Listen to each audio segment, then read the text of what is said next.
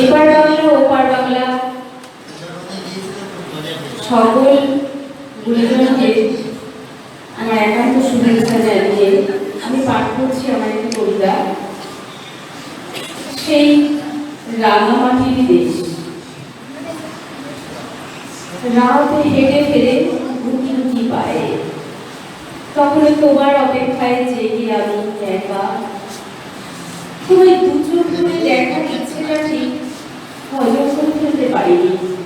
গত রাতেই পৌঁছে গেছি তোমার বুকে, আর মাত্র ক-ঘন্টা বাদেই আসবে আকাঙ্ক্ষার কুসুমগুলো।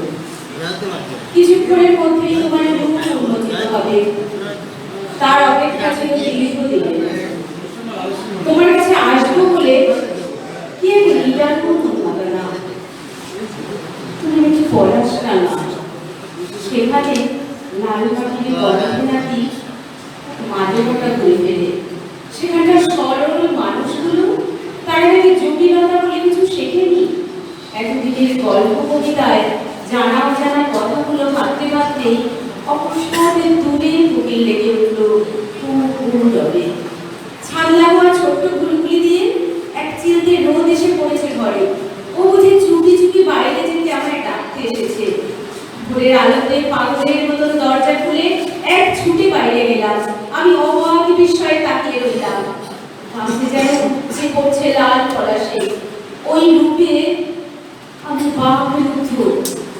গাছের তলাও লাগে না, দুহাত ভরে পলাশ কুড়াই। আমি চিৎকার করে ডাকি বান্ধবীদের। আমি চোখ বন্ধ করে ভোরের ধার নিয়ে থাকি পলাশ তলায়। অবশেষে তুমি চাক্ষুষ হলে আমার আঙিনায়। আমি ধন্য হলাম দুজন জড়িয়ে। পথের দুধারে অচেনা কত গাছ মাথা তুলে আকাশকে ছুঁয়ে আমায় ডাকছে। কত সহজে ওরা আকাশ ছুঁয়েছে। জানা অজানা পাখিরা তাদের বিচিত্র ডাকে আমায় মোহিত করছে। দুলুঙের মুখ, খাগড়ার সূর্য ডোবা সন্ধে, রাস্তার দুধারের ঘন অরণ্য, মাটির কুটির যার দেওয়ালে হাতে আঁকা কত আলপনা।